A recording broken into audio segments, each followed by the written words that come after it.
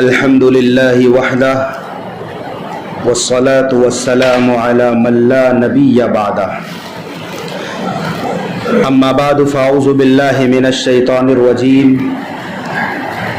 بسم الله الرحمن الرحيم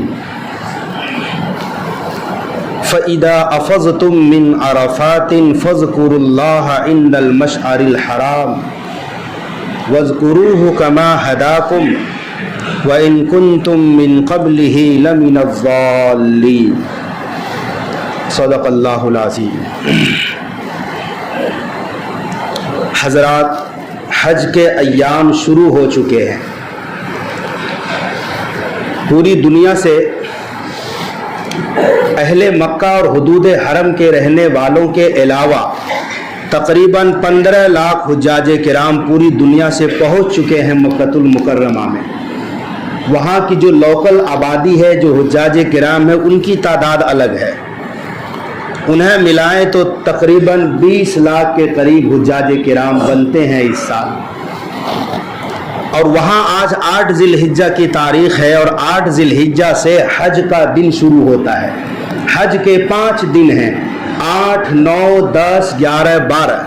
ان 5 دنوں میں حج کے ارکان ادا کیے جاتے ہیں۔ یاد رہے، حج کی 3 قسمیں ہیں۔ حج کی 3 قسمیں ہیں۔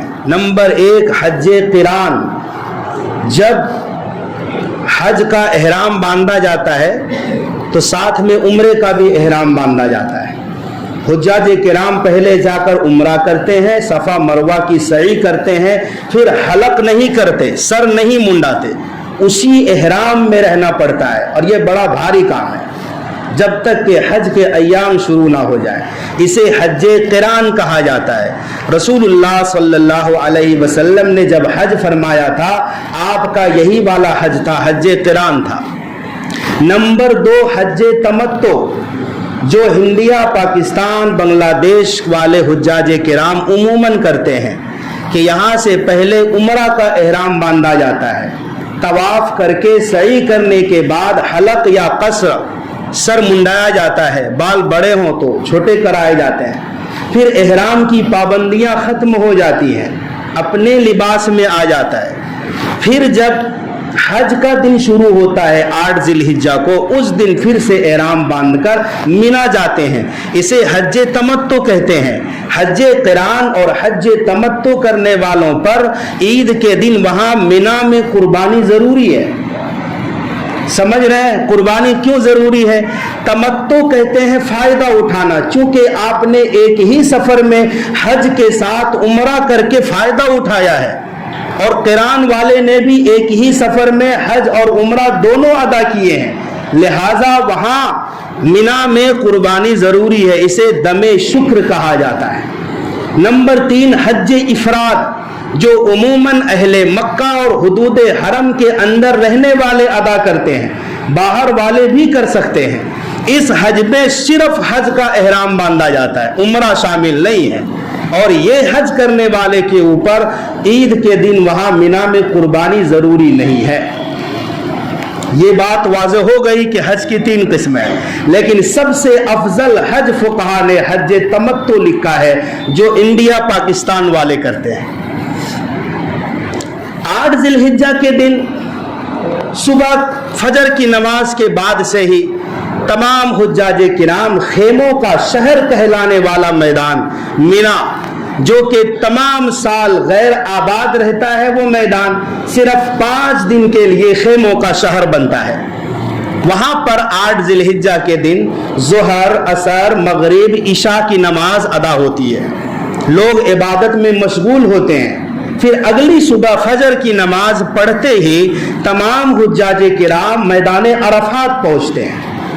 مینا مقدس جگہ ہے۔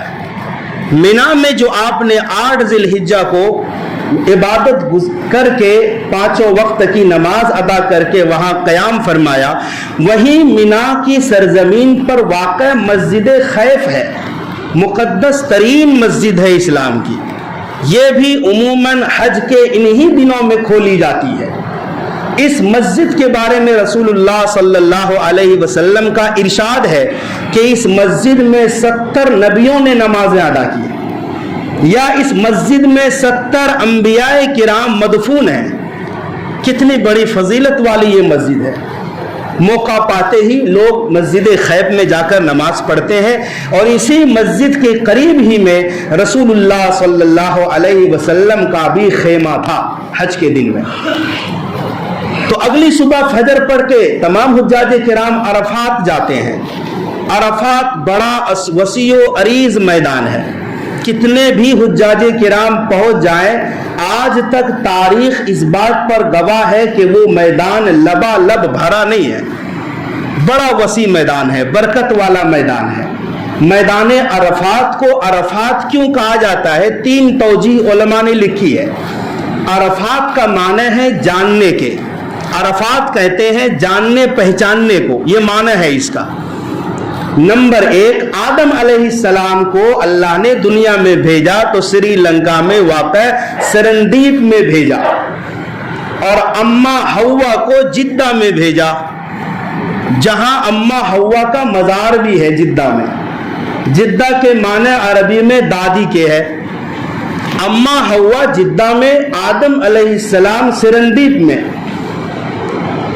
کئی سال کے بعد اللہ نے ملانا چاہا تو عرفات کے میدان میں واقع جبل رحمت پر آدم نے حوا کو، حوا نے آدم کو دیکھ کر پہچانا. اسی لیے اسے میدان عرفات کہتے ہیں، پہچاننے کی جگہ.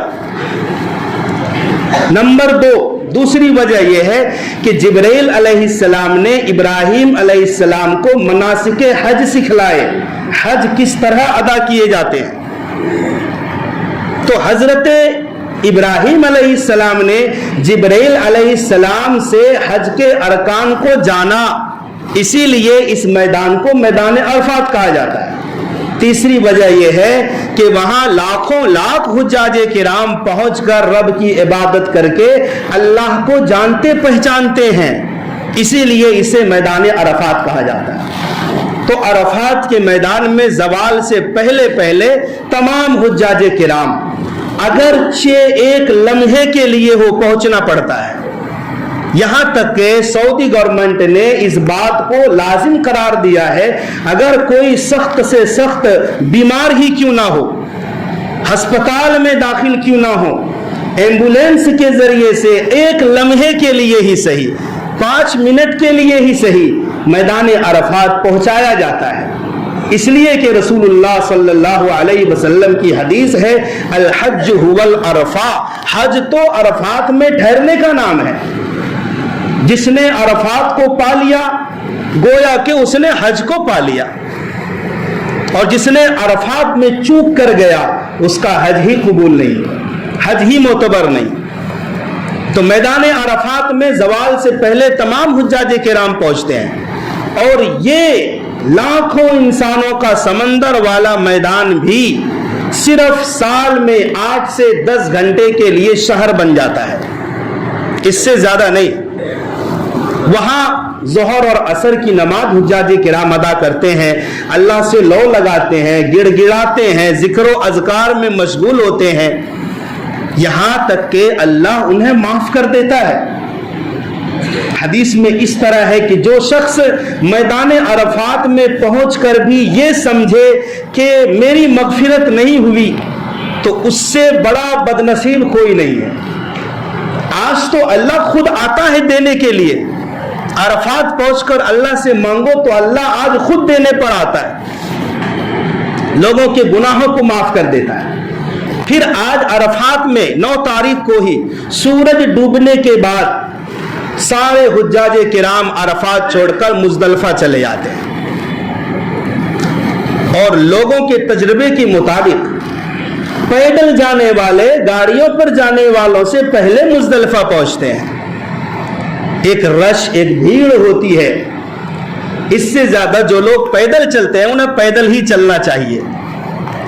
عرفات سے سورج ڈوبنے کے بعد لوگ مزدلفہ آتے ہیں، بھلے رات کافی بیت جائے، حکم یہ ہے کہ وہاں اب مغرب اور عشاء کی نماز ایک ساتھ ادا کریں گے. مزدلفہ میں لوگ کھلے آسمان کے نیچے کبھی آرام کرتے ہیں، کبھی رب کے حضور عبادت میں مشغول ہوتے ہیں۔ پھر اسی رات میں اگلے دن کے لیے شیطان کو مارنے کے لیے کنکریاں چن لی جاتی ہے، جو کہ کثیر تعداد میں موجود رہتی ہے۔ عموماً لوگ 70 کنکریاں اپنے پاس چن کر رکھ لیتے ہیں۔ اس دن رات گزار کر فجر کی نماز پڑھنے کے بعد ذکر و اذکار میں، تسبیحات میں، رب کے مناجات میں، دعا میں، عبادت میں مشغول ہوتے ہیں۔ سورج نکلنے کے بعد ہی لوگ پھر مینا کی طرف واپس آ جاتے ہیں، اور آج صرف جمرہ عقبہ ایک شیطان کو کنکری ماری جاتی ہے۔ آج وہاں 10 ذی الحجہ کو حاجیوں کا پہلا کام ہے ایک شیطان کو 7 کنکری مارنا۔ آج صرف ایک ہی شیطان کو مارا جائے گا، جمرہ عقبہ کو۔ کنکریاں مارنے کے بعد اب حجاج کرام قربانی کی رسم ادا کریں گے۔ عموماً لوگ اپنے ہاتھوں سے تو نہیں کر پاتے، حج کمیٹی والے تو یہی پیسے لے لیتے ہیں۔ تو آپ کو ایک ٹائم دیا جاتا ہے کہ آپ کی قربانی اتنے بجے ہو جائے گی، آپ اس کے بعد ہی اپنا سر منڈوا سکتے ہیں۔ تو آپ اس ٹائم کا انتظار کریں، یا آپ کے پاس فون آئے، کال آئے، یا آپ کو ایک ٹائم دیا جاتا ہے۔ قربانی ہو جانے کے بعد اب حجاج کرام اپنا حلق کرتے ہیں، سر منڈواتے ہیں، اور عورتیں تھوڑا سا بال کٹاتی ہے۔ اس سے احرام کی پابندی ختم ہو جاتی ہے۔ اب آپ حلال ہو گئے، احرام سے باہر نکل آئے۔ اب بیوی صرف حلال نہیں ہے، باقی ساری چیزیں حلال ہیں، جب تک کہ طواف زیارت نہ کر لیا جائے۔ جب تک طواف زیارت نہیں کریں گے تو بیوی حلال نہیں ہوتی ہے۔ تو 10 ذی الحجہ کے دن پہلا کام حجاج کرام کا یہ ہوتا ہے کہ کنکریاں مارنا ایک شیطان کو، پھر قربانی کرنا، پھر اپنا سر منڈوانا یا کٹانا، اور نمبر 4 طواف زیارت کرنا۔ طواف زیارت یہ 12 ذی الحجہ تک آپ کر سکتے ہیں، 3 دن ٹائم رہتا ہے۔ 10 تاریخ، 11 ذی الحجہ کی تاریخ، 12 ذی الحجہ کی تاریخ غروب آفتاب تک۔ اگر پہلا دن موقع نہ ہو، چونکہ بھیڑ ہوتی ہے، تو آپ 11 کو دیکھیں، پھر 12 کو دیکھیں۔ طواف کے بعد مکہ مکرمہ سے پھر مینا کی طرف چلے جاتے ہیں۔ بہرحال یہ حج کے 5 دن ادا ہوتے ہیں، اور اللہ تبارک و تعالی اس میں بندوں کے لیے مغفرت کے فیصلے جاری کرتے ہیں۔ اور اتنی بڑی مغفرت پیارے آقا صلی اللہ علیہ وسلم نے شاید اس سے بڑی مغفرت اور کسی کے بارے میں نہ بیان فرمائی۔ کیا فرمایا؟ رجع کیوم ولدتہ امہ۔ حج کے 5 دن تمام ارکان، آداب اور سنتوں کے مطابق ادا کرنے کے بعد وہ شخص کیسا پاک ہو جاتا ہے، گویا آج ہی اس کی ماں نے اس کو جنا ہے۔ اللہ اکبر کبیرہ۔ بچہ جب پیدا ہوتا ہے، جس دن وہ پیدا ہوتا ہے، اس بچے پر نہ کسی کا کوئی حق ہے، نہ اس بچے نے کسی کو ستایا ہوتا ہے، نہ اس بچے نے رب کی کوئی نافرمانی کی ہوتی ہے۔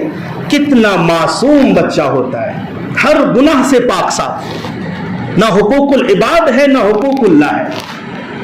اللہ کے نبی فرماتے ہیں رجع، وہ حاجی اس طرح لوٹتا ہے حج کر کے کہ یوم ولدتہ امہ، گویا کہ آج ہی اس کی ماں نے اس کو جنا ہے۔ کتنا پاک پوتر ہو کر اللہ لوٹاتا ہے۔ تو میرے بھائیو، دوستو، بزرگوں، جو حضرات اس سال بھی چوک گئے ہیں، حج کا فارم بھرنا تھا نہیں بھر پائے، درخواست جمع نہیں کر پائے، اول تو چوکنا نہیں تھا، میں نے سنا ہے کہ اس سال بہت زیادہ گنجائش تھی حج کمیٹی کے اندر، لوگ اگر فارم جمع کرتے تو بڑی آسانی کے ساتھ درخواست قبول ہو جاتی اور حج کرنے والوں کی لسٹ میں آپ کا نام آ سکتا تھا۔ لیکن آئندہ چونکہ نہیں، بہت بڑی مغفرت ہے اللہ کی طرف سے۔ تو میرے بھائیوں، یہ حج کے ایام چل رہے ہیں، اللہ تبارک و تعالی نے ان ایام میں اپنا ذکر بندوں کے اوپر لازم قرار دیا ہے۔ فرمایا فَإِذَا أَفَضْتُم مِّنْ عَرَفَاتٍ فَاذْكُرُوا اللَّهَ عِندَ الْمَشْعَرِ الْحَرَامِ وَاذْكُرُوهُ كَمَا هَدَاكُمْ۔ کہ جب تم عرفات سے گزرنے لگو تو مشعر حرام کے قریب، یہ مینا میں واقع ہے، مزدلفہ کے قریب، وہاں پر اللہ کا ذکر کیا کرو۔ چنانچہ ان ایام میں حجاج ہی نہیں، غیر حاجی لوگ بھی حاجیوں کی مشابہت میں اللہ تبارک و تعالیٰ کے نام کا ذکر بلند کرتے ہیں کہ 9 ذی الحجہ کی فجر سے ہی 13 ذی الحجہ کی عصر تک یہ کل 20 اور 3 23 نمازیں ہوتی ہے۔ ہر نماز کے بعد بآواز بلند ایک مرتبہ پڑھنا ضروری ہے، تکبیرات تشریق، اللہ اکبر لا الہ الا اللہ واللہ اکبر وللہ الحمد۔ ان ایام میں اللہ کا ذکر بلند کیا جاتا ہے۔ میرے بھائیوں،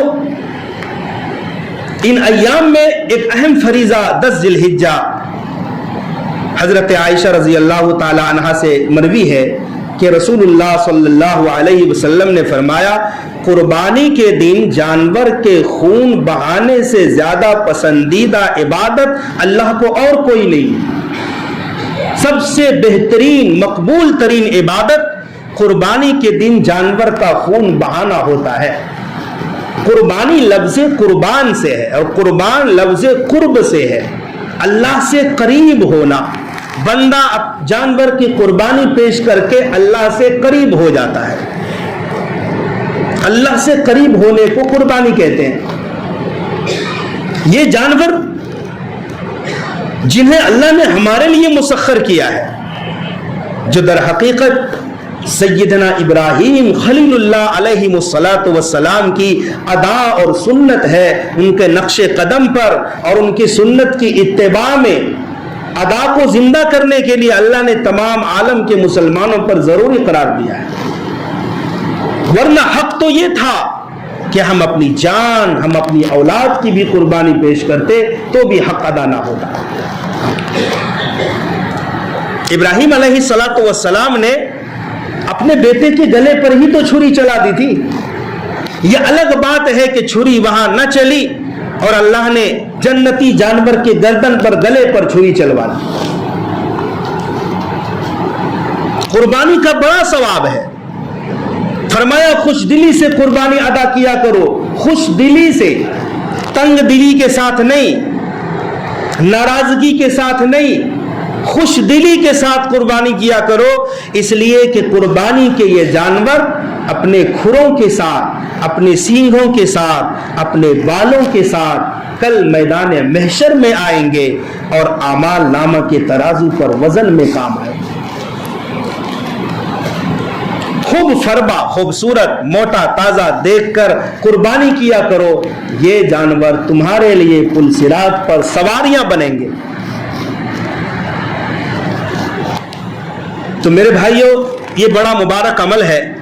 یہ حضرت ابراہیم علیہ السلام، کون ابراہیم؟ جو ابو الانبیاء ہے۔ صرف 9 یا 10 پیغمبروں کو چھوڑ دیں آپ جو ابراہیم علیہ السلام سے پہلے ہیں، باقی جتنے انبیاء آئے، جتنے انبیاء، سب کے باپ ابراہیم علیہ السلام۔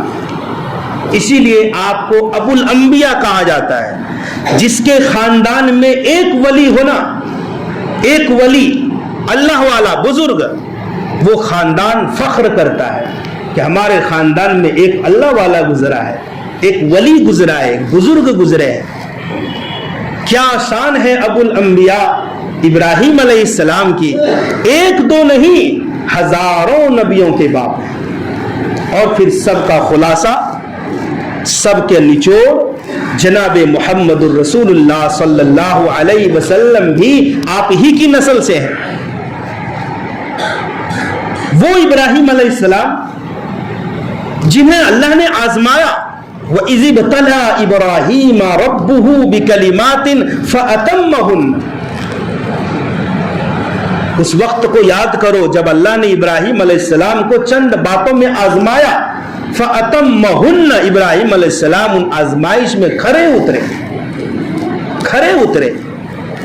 اللہ نے کیا انعام دیا؟ قَالَ إِنِّي جَاعِلُكَ لِلنَّاسِ إِمَامًا۔ ابراہیم، میں آپ کو لوگوں کا لیڈر بنانا چاہتا ہوں، لوگوں کا پیشوا بنانا چاہتا ہوں، قائد بنانا چاہتا ہوں۔ للناس کہا ہے، ابراہیم علیہ السلام وہ قائد اور پیشوا ہے۔ یہودی بھی ابراہیم علیہ السلام کو مانتے ہیں، عیسائی بھی ابراہیم علیہ السلام کو مانتے ہیں، مسلمان بھی مانتے ہیں، اہل زبور بھی مانتے ہیں۔ کوئی آسمانی مذہب ایسا نہیں جو ابراہیم علیہ السلام کو نہ مانتا۔ انی جاعلک للناس اماما، اے ابراہیم میں لوگوں کا پیشوا اور ہادی اور لوگوں کا لیڈر تمہیں بناتا ہوں، لوگوں کا امام تمہیں بناتا ہوں۔ ابراہیم علیہ السلام کی کتنی آزمائشیں ہوئی ہیں۔ حضرت ابن عباس رضی اللہ عنہ فرماتے ہیں کہ 30 آزمائشیں ہوئی ہیں ابراہیم علیہ السلام کی، 30، جن میں سے 4 بڑی آزمائش، ایسی آزمائش جو ہر کس و ناقص کے بس سے باہر ہے، 4 بڑی آزمائش۔ انشاءاللہ عید الاضحیٰ کے دن آپ سماعت فرمائیں گے وہ 4 آزمائشیں کیا تھی اور کیوں ہم قربانی ادا کرتے ہیں، کیوں قربانی پیش کرتے ہیں۔ عیدین کے دن سے پہلے کچھ چیزیں ہمارے لیے مستحب ہیں، اگر ان اعمال کو ہم کریں گے تو ہم ثواب پائیں گے۔ صبح سویرے اٹھنا، جس وقت اٹھنے کا معمول ہے عیدین کی رات میں تھوڑا سا پہلے اٹھ جائیں تاکہ کچھ الگ ہو جائے۔ صبح سویرے اٹھنا، مسواک کا اہتمام کرنا، غسل کرنا، اچھے سے اچھا کپڑا پہننا، نیا ضروری نہیں ہے۔ آپ کے پاس 4 کپڑے ہیں تو چاروں میں جو سب سے اچھا ہے اس کو پہنیں۔ خوشبو لگائیں، خوشبو میں بھی بہترین خوشبو ہو، لوگوں کو آپ کی خوشبو سے نفرت نہ ہو، لوگ محبت سے قریب آ جائیں خوشبو سونگنے کے لیے، تو بہترین خوشبو کا استعمال کریں۔ پھر عیدگاہ میں آئیں تو ایک راستے سے آئیں، دوسرے راستے سے جائیں۔ اگر مسجد میں آنے کے لیے یا عیدگاہ میں آنے کے لیے آپ کے گھر سے 2 راستے بنتے ہوں تو ایک راستے سے آئیں، دوسرے سے جائیں، یہ سنت ہے۔ اور بقرعید کی نماز میں تکبیر بلند آواز سے پڑھتے ہوئے آئیں، جو آج لوگوں نے چھوڑ دیا ہے۔ عید الاضحیٰ کے دن ایک راستے سے آئیں، دوسرے راستے سے جائیں، تکبیرات زور سے پڑھتے ہوئے، اللہ اکبر لا الہ الا اللہ واللہ اکبر وللہ الحمد، یہ بآواز بلند پڑھتے ہوئے جائیں۔ عید کی نماز ادا کریں، عید کے بعد خطبہ سنیں، اور ہو سکے تو پہلا لقمہ قربانی کے گوشت سے کھائیں۔ یہ ضروری نہیں ہے، ہو سکے تو، ورنہ بھوکے ہیں تو آپ کھا لیں۔ الحمدللہ ہماری مسجد میں عید کی ایک ہی نماز ہوتی ہے، کیونکہ بڑی مسجد ہے، تقریباً 900 کے قریب لوگ آتے ہیں اور آرام سے آ جاتے ہیں۔ تو عید الاضحیٰ کی نماز ہماری اس مسجد میں صبح 7 بجے ادا کی جائے گی۔ 17 جون کو عید الاضحیٰ کی نماز 7 بجے ادا کی جائے گی۔ تمام حضرات سے وقت مقررہ پر پہنچنے کی درخواست۔